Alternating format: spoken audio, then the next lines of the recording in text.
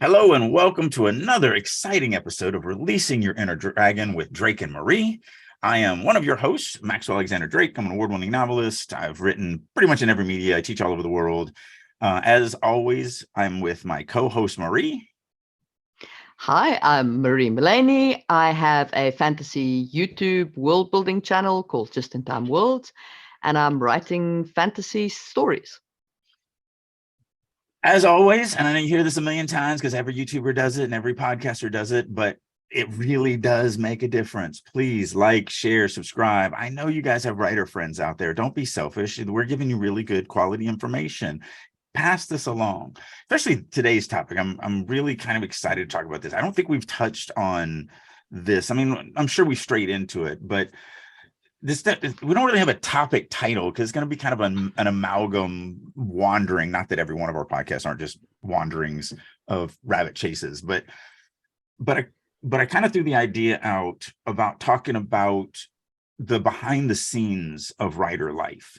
So we're going to put this in our series of the writer's journey, where we talked about different aspects of this. And this is, I kind of want to touch on, because I don't think any of these warrants a whole podcast, but stuff like workflow and setting up time, and where do you find this? How do you motivate yourself? How do you deal with your other family and friends? And then I've given advice to a lot of married couples in the past. One of the things that I've noticed that this career has done, I've been in this career for almost 20 years now, and I cannot even tell you how many marriages have ended during this time. And yes, divorce is divorce, and we live in a world of disposable everything, including love. But I think that there is things a lot of people ask me, I've been married 22 years. We have 2 kids. We're together. We're definitely, going to be together until she puts me in the ground, unfortunately, because I am 10 years older than her. So I will probably leave this mortal coil before her. But so many people that see us together, when I'm alone with them, we're like, man, how did you get so lucky? How do you? And I'm like, well, I mean, there's some luck, but there's a lot of work in relationships. Relationships are not easy. I think one of the reasons why divorce is so prevalent, or one of the reasons, is people think that initial feeling that you get for the first 6 months, year, whatever, is going to be forever. Yeah, no, it's not. It's not. It's just, that's, you have to eventually discover that a relationship is a really long-term venture, and you have to buy into the fact that it's worth the benefits of not dying alone to do what you have to do to maintain that relationship. And so I just kind of want to talk about all this stuff. I want to kind of just go on a journey of things that I've seen, and just kind of behind the scenes stuff that I don't think a lot of people really think about. They see the magic of, oh, I'm going to sit down at a computer and my fingers are going to type away, and I'm just going to flow out this New York Times best-selling book, and it's going to be just magical. And yeah, it isn't. The magic doesn't last very long. Some of because I've mentioned this sometime, that one of my hobbies for my wind down at night is painting little miniatures or making miniature buildings or whatever. I got in Santa Claus brought me a big 3D printer set up, and so I've been playing with that and just having a lot of fun with it.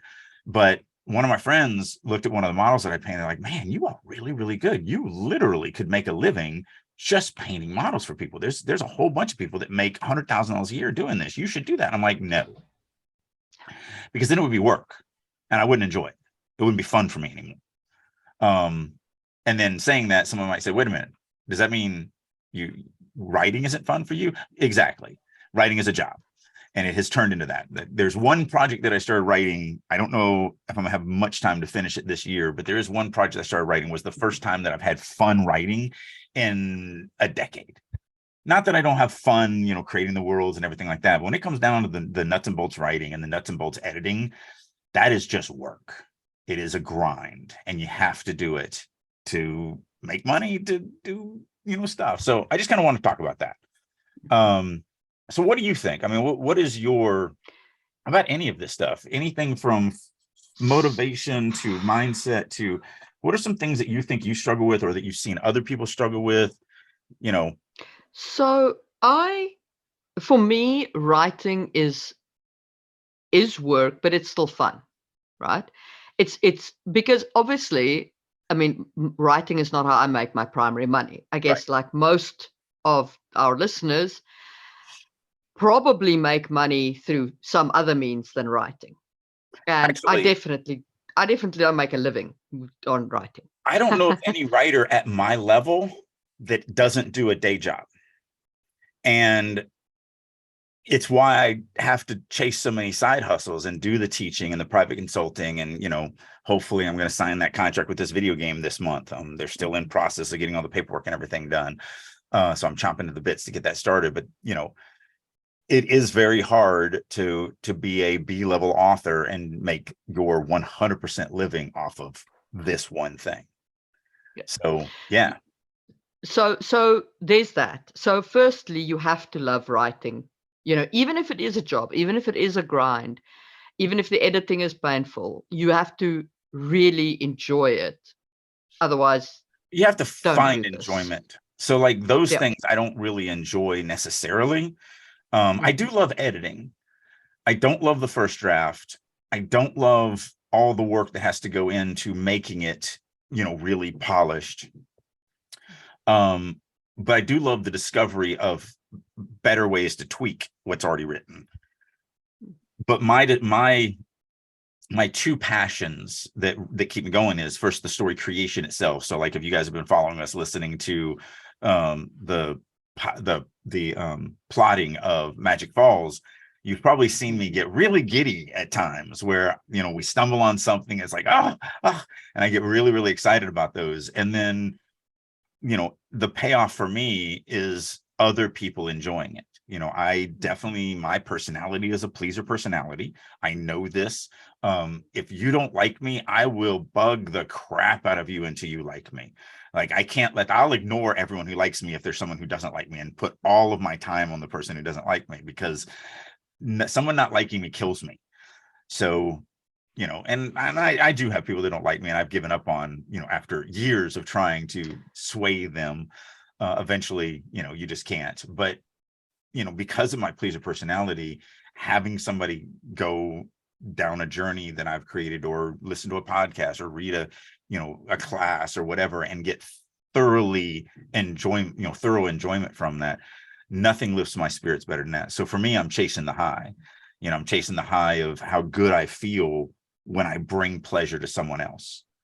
And so that's my ultimate carrot. So for me, I don't think it would surprise anybody that I love the worlds. I love world building. It makes me giddy to imagine what would a culture be like like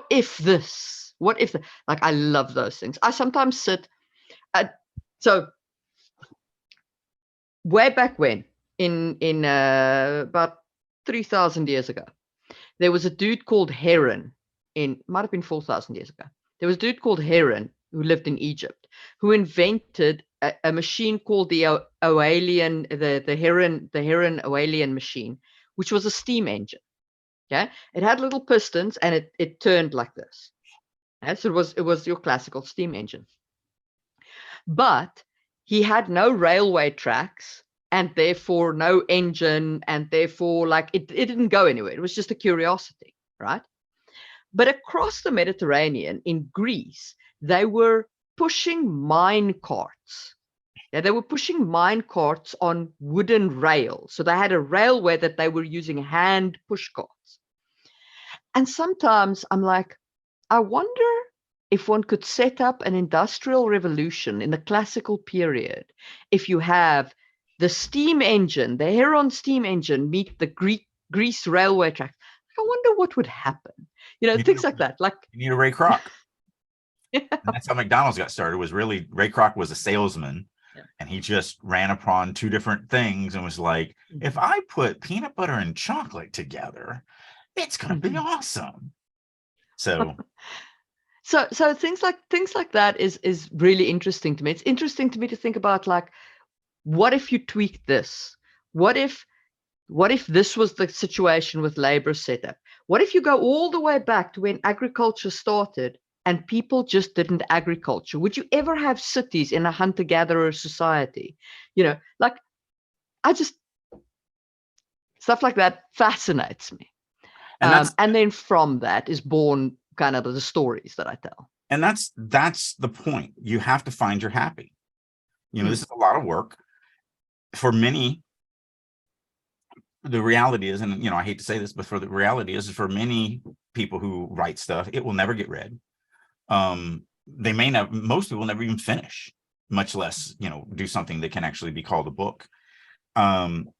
So you have to find your happy. There has to be a reason that you look forward to. Like I said, for me, the carrot is bringing pleasure to other people. I chase that high every single day of my life. But I do it even in a conversation. I'm looking for that way to make you giggle or laugh. I'm looking for, like, that's what I get my pleasure out of. That's what really fuels my fire. And so, that's just the way I live my life, and I've always lived my life. And that's just it. You just have to find, and everybody's gonna be different. I'm extroverted, which is really weird for a writer. Maria's a lot less extroverted than I am. Well, I'm also Finnish. Where it's against our traditions to be extroverted. Well, you can go out of the house 3 days a year. Other than that, you're snowed in. So yeah, it's just, you have to find your happy. And that's, I think that's important. And I think that's the only way to do it. Because even not, I look at I've got 3 writers groups that I run, personal private writers groups. And, why do they come to my house every week? Why are they writing their 1,000 words every week? To bring it in here to get ripped apart, to, and every one of them are improving. Every one of them get better. That's why they do it. But that's a lot of work. It's a lot of work to come in here. Maybe we don't have a lot of turnover, but maybe 3-4 months ago, I had some turnover, and I added this one girl, and her first night was horrible for her. She left here in tears, not even exaggerating on this. She was literally crying. And we weren't mean, in any way, shape, or form. It was literally just, this is reality. And I was like, yeah, I don't know if she's coming back, but she came back, and then she came back, and she's still coming back, and she still comes back, and she doesn't cry anymore, which is nice. But like, that's a lot to get over that. That's a lot to take that punishment when it's really deeply affecting you on a personal level, and yet go, you know what? I'm going back for more. Like this is this important to me. And so, but I think that sharing of your writing with people is also an important part of keeping going. Yeah. Oh yeah. I think that, like, and watching your own improvement, at least for me, has been a big part of like keeping going, and sharing my writing with my beta readers and so on. That right there, this is going to sound so arrogant, and I know it's going to sound so arrogant, but I don't mean it that way. But because this is an honest admission. The fact that I have plateaued and I don't really feel like I get better like I was for decades. Like I just, yeah, I'm constantly still pushing myself or whatever, but I just don't have, and it's probably not, and I'm not saying that I'm perfect. It's that I don't have anyone above me that can push me in my circle. And I'm not saying that there's no one in the world. I'm saying in my circle, the people that I have access to, there's just no one. It was really the same way. This is a dumb analogy, but back when I owned a computer company back in the 90s, when Quake had first come out, people actually traveled from other states to compete against me, because we didn't have the internet. We didn't have, you literally had to do it live over a LAN. And I used to tell people, if you can kill me once before I kill you 10 times, you win. And no one beat me. No one. None. I was in a guild, and we had the Quake guilds at the time, and we would compete against other guilds and all this other stuff. No one beat me.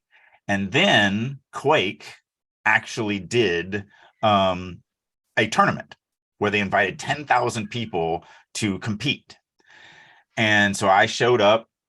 I actually went to another city to a friend of mine who owned an ISP, so that I could literally tap right into a T1 line and not have any lag. So I rented a hotel, moved to another city for the week and all this other stuff. And so in the initial, it was just 10,000 people in this chat room, and it was just randomly. So I randomly met this dude, and they had practice rooms, and they were like, "Hey, do you want to go practice?" I'm like, "Yeah, let's go do that." He beat me 10-0. Like, I had never been spanked that hard. And it was, and it was terrifying, because it was like, what the hell? Now, he ended up being second in the tournament. I just happened to randomly run into, what I was 46th out of 10,000. So, still held my own. But, getting spanked like that after just not was a huge growth moment for me, for the character of Drake. So I don't do it anymore, obviously. Like, I don't look like I do that kind of level of physical activity, but I used to fence quite seriously, like sword fencing. And it was one of the most noticeable things is when you start becoming like the best in your country or whatever, if you do not get out of your country and start fencing against other people, you stagnate. Yeah. So like I said, it sounds really arrogant, but that's literally, I miss that.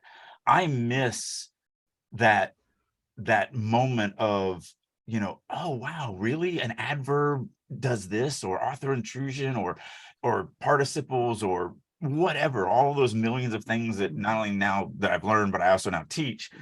I miss discovering that stuff. I miss the reading something that I read 6 months ago and going, wow, this is horrible. Yes, I'm rewriting Genesis, but I wrote that in 2004, 2005 for it to be published in 2008. It's bad to me, but I am not that same writer. But, the stuff that I wrote 4 years ago, I'm like, oh, I could tweak that line,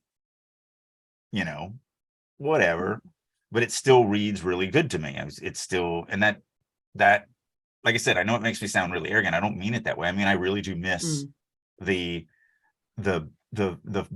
bursts of growth that was so exciting. No, I do understand that. I get that. But yeah, that part is exciting. Like, it is exciting to grow. Well, I do enjoy sharing my work. That's what, well, I was going to go sharing. Yes. Now I get my enjoyment watching people that kind of come under my wing. I mean, you've been instrumental. And I've said this many times about you. It's like, we'll spend some time after one of the podcasts. We'll spend a half an hour, whatever. We'll go over some stuff. And then the next time you just blow me away with literally how much you've implemented that. And it's like, that now is where I find my giddiness from. That is being able to pass that knowledge on. That's why I like to teach so much, because it does really give me a high watching. And I love it in my writers groups where, I take these guys that come in, or these girls that come in, and you're just like, oh my goodness, what have I done? And then, a year later, 2 years later, it's like, you are fantastic. I love reading your stuff. It's so awesome. And to know that I was instrumental in helping with that journey is just, it's fulfilling. But it's not as fulfilling, I think, as my own journey was. So anyway, it all comes down to, you got to find your happy. So besides finding your happy, I think you also you touched on something very important, I think, in the opening of this, which is your relationship with your family, your friends, etc. It is very easy to focus on your own hobby and to just connect with your writers friends and so on, especially if your family maybe don't enjoy like your writing, or you don't share your writing with them or whatever, so you don't have that to talk about. And like, I don't know about anybody else, but I tend to be a little bit all consuming. So if I'm busy with a project, like, that is the project that I'm thinking about, my head's turning on everything that's happening in that world. And I can be a little blind to what's going on in this world. Guilty. And over the years, I've learned that it's very, very important to combat that particular malaise, because you will drive people away. And maybe that's fine. Maybe you can live in your head for years at a time. But people need people. Yeah. Even introverts need people. Here's the way I tell it, because I've had a lot of couples that have come up to me at conventions or whatever. And every time I've gotten the opportunity, this is the advice that I give. I always say, look, and I'm talking to the writer. The thing that you have to understand about wanting to be a writer is this is your dream. Your partner doesn't give a rat's butt about it. They're only here because they care about you. They do not care about your dream. They do not. And when you deal with money, and we live in a world where you pretty much need two incomes to be able to kind of survive in today's world at a level that we all find acceptable. It's just, it's in a traditional relationship, let's just go with that. It's harder on the woman, I think, to have a man who literally just says, well, I'm going to quit work and I'm not going to do anything. I'm just going to pursue this career that has a 99.9% failure rate. And for the next 5 years, you're going to make all the money and I'm going to make nothing. Like, I'm just going to sit at home and you're not even going to see me working. And that's a hard pill to swallow for a woman to get up and go to work every day when you're sitting at home. I mean, I literally am just describing my life. When my wife met me, I owned a $4 million computer company and then sold that when the crash happened, right before the crash happened. I got out a little lucky because I got out in the late 90s and everything crashed in the 2000. And then I just took a couple of years off and then I went back to work. We had kids. She was a stay-at-home mom. I was working. And I was like, you know what? I really want to pursue a career that has a 99.9% failure rate. So I'm going to stay at home and you go to work. And it's been that way for, well, I mean, she's been working probably 15 years, the whole time that I've been not working. Now, in the beginning, the last 5 years, I've had my health issues, so I haven't made the money that I was making. In the beginning, I was making, decent money, and it's coming around again. But what I try to explain to couples, the writer in that couple is, you have to understand that as much as you desire this, as much as you love this, as much as it would fulfill everything you think you want, none of that matters to your spouse, your partner, your whatever. And you need to be the responsible party to make sure that you do give them what they're looking for. And if that means, working a real day job while you're also pursuing this passion, if that's what they need, if it's just time, like what you said, if it's not ignoring them and only talking about your writing when they don't give a crap about it, you're like, okay, so what I did today in my world was, and they're like, their eyes are glossed over and you're like, you've got to cater to them. You got to give them, it's a partnership. And I think, like, in terms of working a day job, because I do have a day job, right? You do have to manage your time. Like, I manage my time very specifically. So I have my day job and then I have I've normally got an hour and a half to 2 hours between the end of my day job and beginning writing. And I try and spend that with my spouse and chatting to him and so on. And I have specific days where I write and other days where I'm like, no, today's not a writing day. Today's a day that we do things together. And I try to be very present in those moments and to be really kind of, like, I went on holiday with my family and I did write a little bit because there were times when they went and did stuff that I really wasn't all that interested in. And I just stayed in the chalet and wrote, or went to the restaurant and wrote and whatever. But when I wasn't writing, when I was with them, I was with them. I was present there doing that thing. So we skied, we went dog sledding, we did all these things,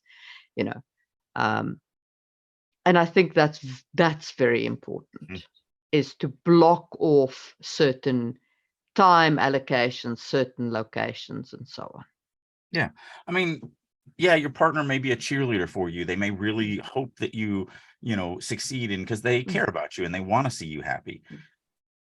But that's cruel, in my opinion, to just force them to live that life without giving them what they want. So that's my advice always. My advice is always put the burden on the person pursuing the dream, and to say, yes, you found somebody who is willing to support you, financially, emotionally, whatever it is, in chasing this dream. You owe them something for that. you should pay them for that service of what they're paying you in the support. You know, again, it could just be emotional support. It could be whatever. Of course, I definitely meet people that are like, you know, oh yeah, no, my wife hates everything. She hates that I write, or my husband hates that I write and doesn't want to talk to me about it, and literally tells me all the time that why are you doing this? It's stupid. Don't do it. I mean, that's a terrible person. Like you probably need to think about Probably not. how toxic Yeah. the relationship is. So because it is a two-way street, you know, you can't have one person working a relationship. Those are the ones that are destined to fail that I see. And again, I'm no marriage counselor. My husband collects ancient computers. I have no idea why. He loves them.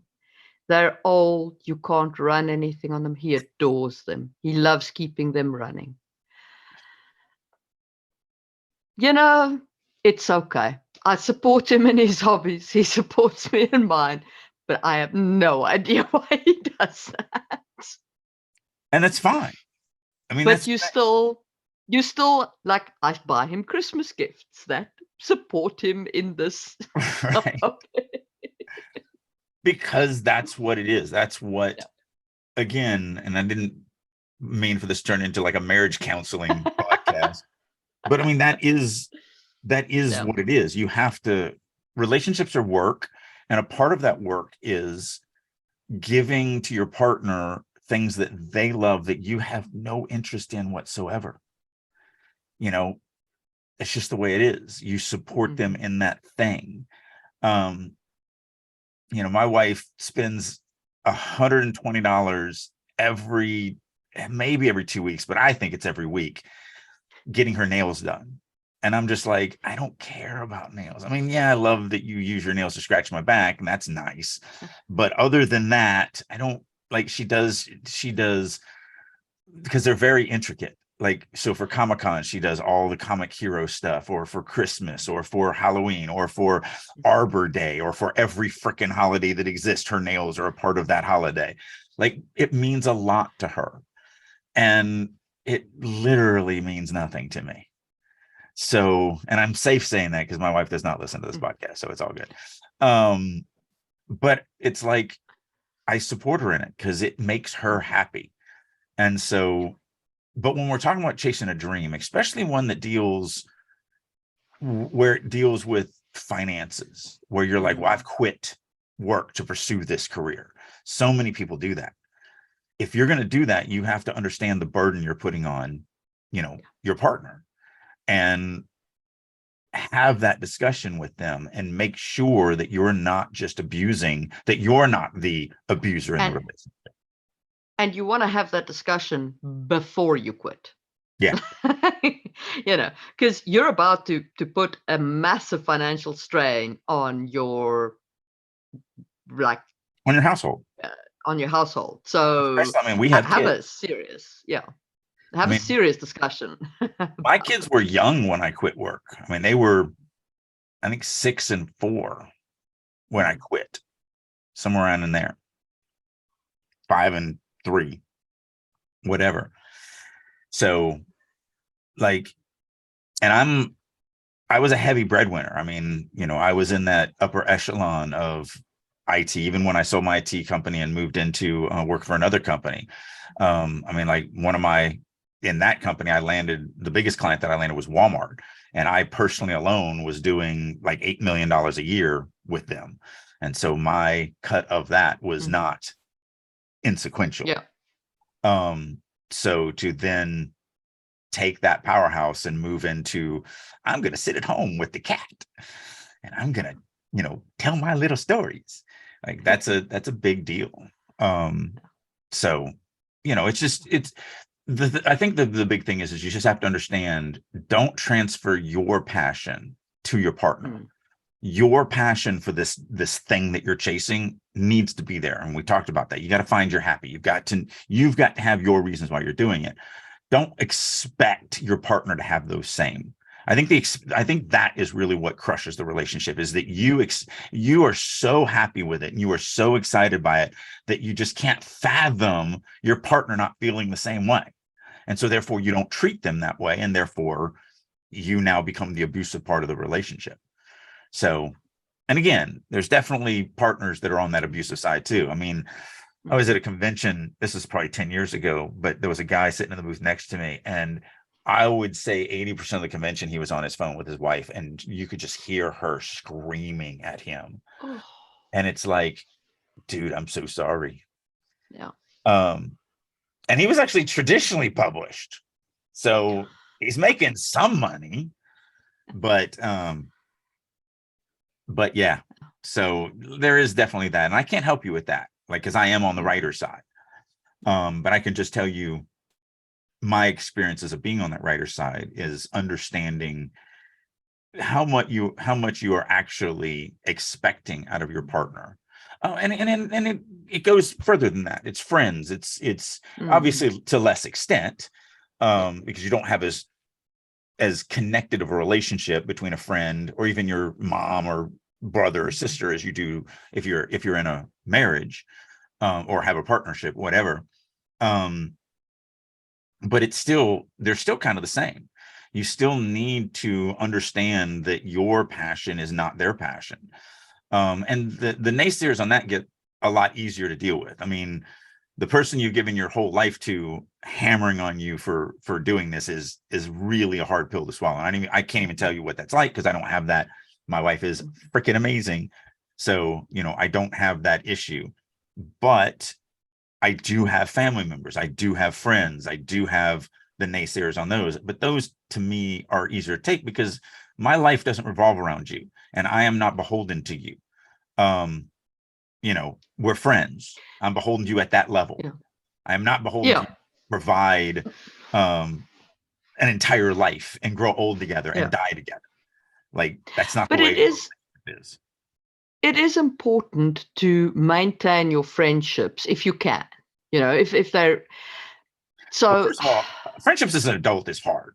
It's hard having friends. Yes. We don't have a lot of time.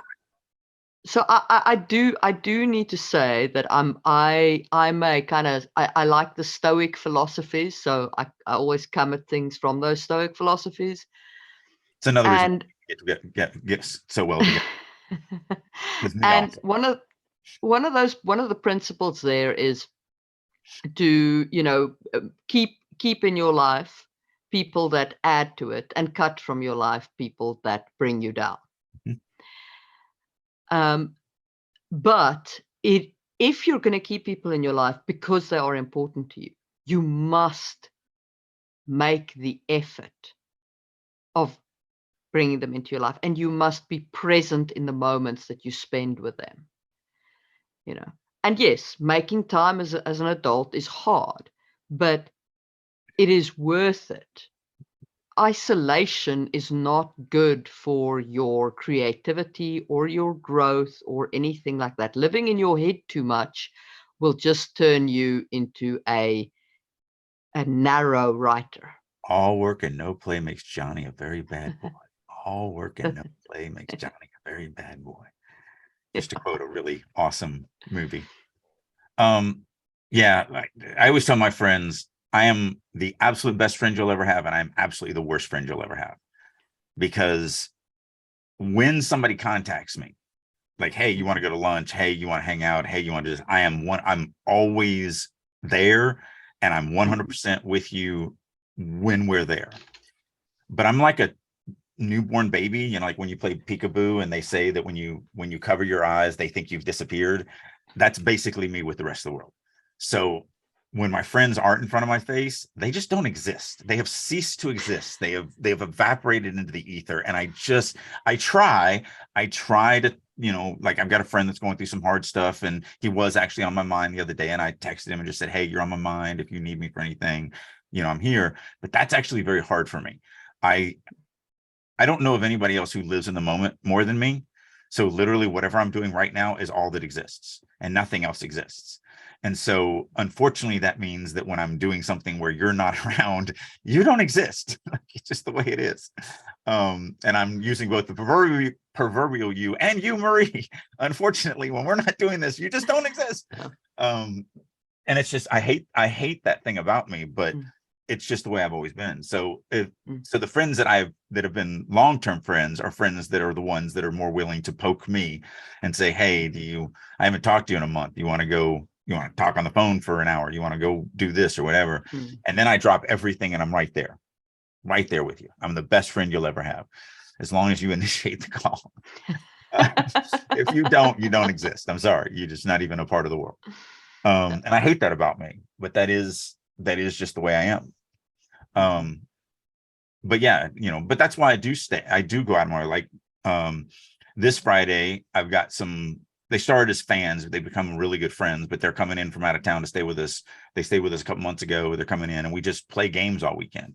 Next weekend, I'm actually having a game night. So I do a Drake's game night once a month where I invite, unfortunately I can only, you can only have so many people to a game night.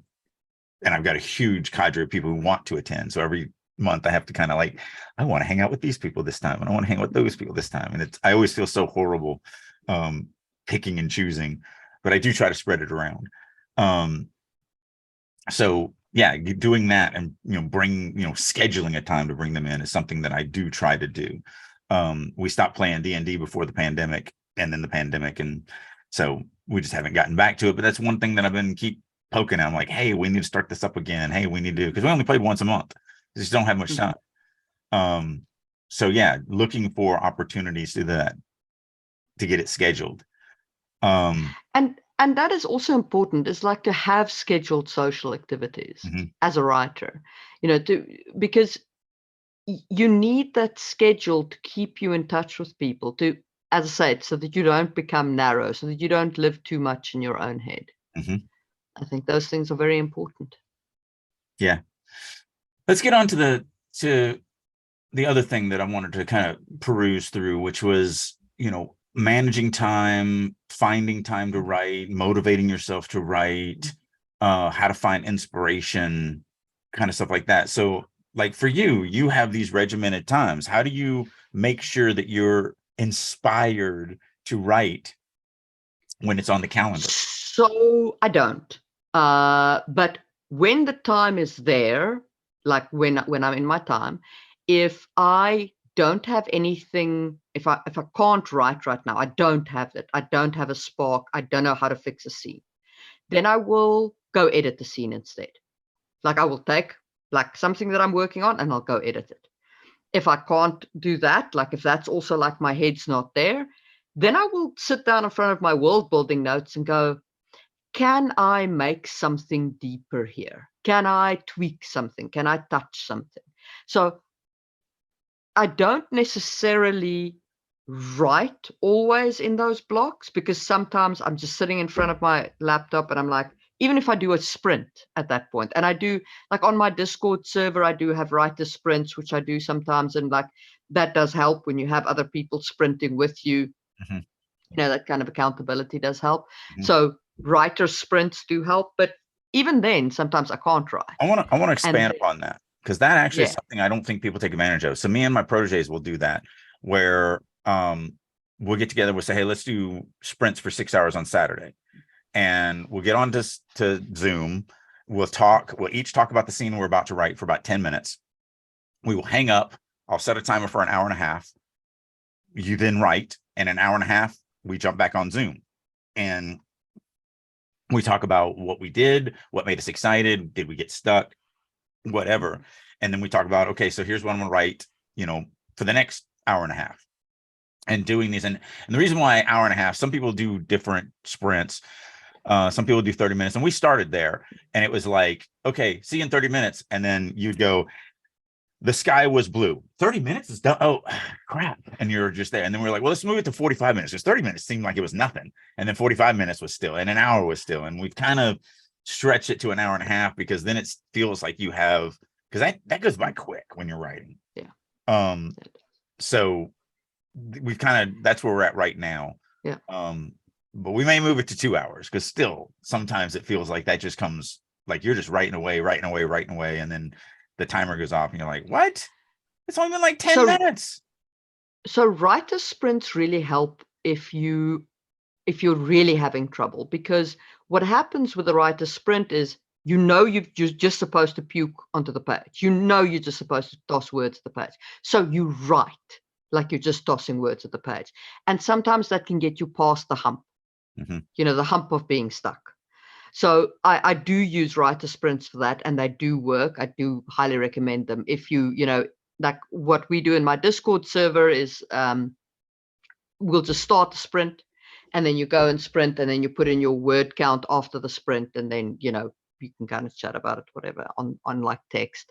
So it's a little less like intimate than yours, but it's still gets the job done. But even if you can't sprint, or if you really have no inspiration, like do something else, edit something, read something, I think world build something. Part is to get in the habit of, this is the time. So my writing time, unfortunately, I don't get a lot of writing done on Thursdays, because my best writing time is from 8 a.m. to about 2 p.m.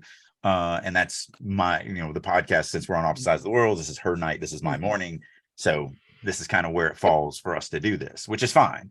But it does mean that Thursdays I end up shoving a lot of other stuff into in the afternoon. It's like, oh, you need to be at the doctor's next week. Well, let's do it on Thursday, or, I really need to go grocery shopping. Let's do that on Thursday. So I'll throw a lot of personal stuff on Thursday, because we're done by noon my time, and that gives me the rest of the day to just do whatever I need to get done. Like today, I'm going to go take the car in to get the oil changed and, stuff like that. So don't get a lot of writing done, but I do get Thursday's kind of my day to do other stuff.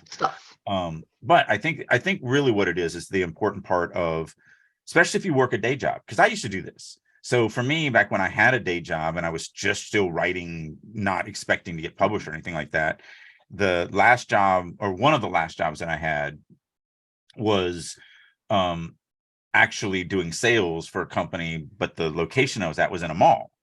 And it was right across, literally the hall, on the other side of the mall entrance hallway was the food court.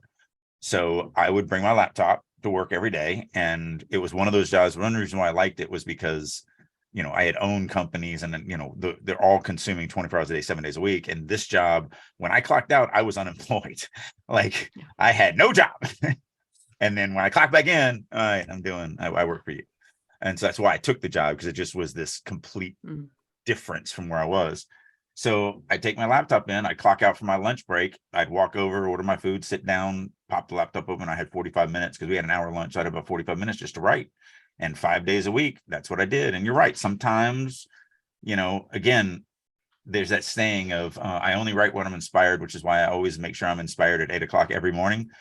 You just can't wait. That's an excuse, is what it is. If you're not writing because you're like, well, I'm not inspired today. No, you're making an excuse.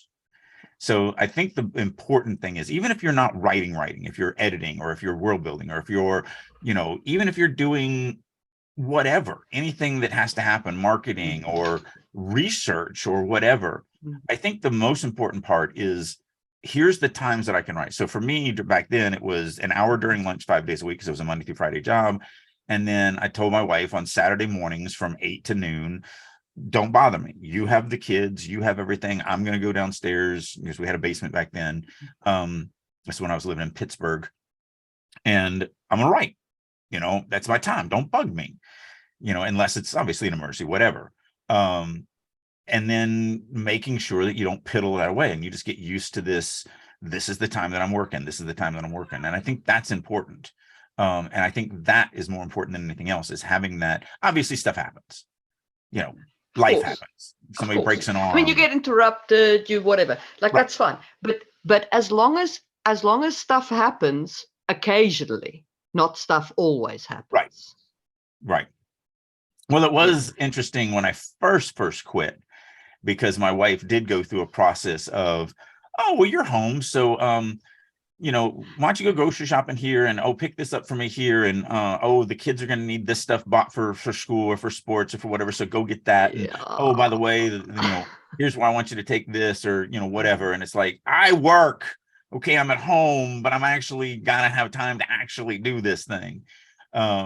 So there was a process of learning between the two of us, but again, it was a team effort. It wasn't just me getting pissed off and screaming at her. And it was we need to have a discussion about this. You got to understand. And so then she also realized and started working with me on, and that's why now she's like, hey, on Thursday, I need you to, and every once in a while, I mean, stuff happens. So every once in a while I'll get a call where she's like, I am so sorry.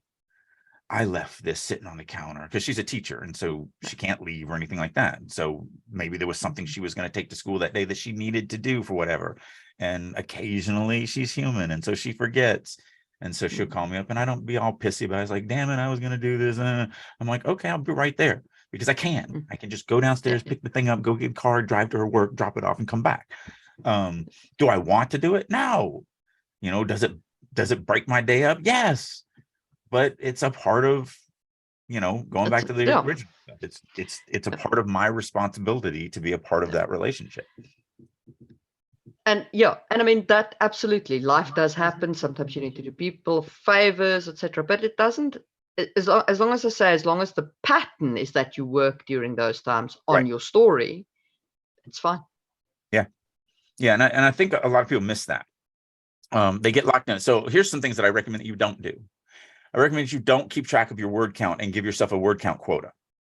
Because what will happen is, because I did it, I went through it, and I was like, oh, look at me, I'm ahead of my word count, and then something happens, like an emergency or an actual life event or whatever. And it's like, okay, well, I'll just add, I think at the time I was trying to write like 2,500 words a day or something like that. And I was like, well, I'll just do it tomorrow. I'll do 5,000 words tomorrow. And maybe tomorrow I did 3,000 words. So yeah, I did more. But now I'm like, well, I still have to write 2,000 more words. So I'll throw that on tomorrow. But then tomorrow something happens. So now I've got 7,000 words to write the next day. And then, by the end of the month, I have to write 182,000 words. And it's like, I'm not going to do that. Screw it. I quit. I'm just not going to write anything, since I can't make my quota. So that's what it became. It became this insurmountable obstacle that I was like, well, screw it. I can't hit that. And so I'll play video games today. Like, why would I stress over that? And so I recommend that if you want to set up, like, for me right now, I do have a quota because I have so many projects, but they're more of a, first of all, they're definitely only a day quota. This is my quota today. I will do this today. If it doesn't get done, oh, well, that quota's over. That's done. That's in the past. And so that's helped me out, where it's like, yes, I want to do a chapter a day right now of this one project. And so I'm doing a chapter a day. And if I miss it, it just didn't happen, because my quota today is one chapter. Like, that's it. I don't have and I'm in editing mode, so it's not necessarily writing a full chapter, but yeah, so it's, that's something, the mental side of it, to me, you need to think about. So I do try to set deadlines, right? Because I'm good with deadlines. I meet deadlines well. But I also don't kill myself over them, because I know they're self-imposed deadlines, and I'm like, I'm not going to beat myself up over missing a self-imposed deadline. That's just not going to happen. So for me, because I am the true artist, I do it differently. I go, here's the release date of this book that I haven't finished. And then I'm just like, I got to get it done now. Like, it's not self-imposed. It's imposed. So like Magic Falls, that's a perfect example. You have committed, you've bought plane tickets, you're flying to America to go to Comic-Con with me. We are going to release this book together. I will literally throw everything else out the window to make sure that deadline gets done, because it has to be done. And I, as an artist, I like those kinds of deadlines, because I like the pressure of, you must get it done. Self-imposed deadlines to me tend to not work. And so I guess this is an interesting thing. This is different people, because you need for to me, figure out what works for you. Yeah, that's really what it comes down to. I'm really good with self-imposed deadlines. Yeah. Like, I am really good with that kind of stuff. I'm very good with managing my time around deadlines and hitting the deadline and all the rest of that thing. But I'm also fairly good under pressure, but that's just because I've been in IT since forever. And if you're not good under pressure, you don't make it in IT. Like, the end. Right. If you work best with pressure, tell somebody else your release date. That makes it a deadline. Yeah. And that's what I do. Yeah. it comes down to finding out what works for you. And I think the trick to that is you got to be honest with yourself. Most people just are not honest with themselves. I think a lot of people just lie to themselves and they don't even realize what they're doing. You have to be consistent, find those times that work for you and make yourself do something. Just get in the habit of, like, I only have an hour and a half or 2 hours on this day to work. Okay, great. I'm going to work, whatever it is. I'm going to sit in front of my computer and I'm going to do something productive, whether it's editing, working, research, you know, whatever. Just don't procrastinate. You know, these things. Don't play a video game. Don't play a phone game. Don't sit there and do nothing. Do something relevant to your story.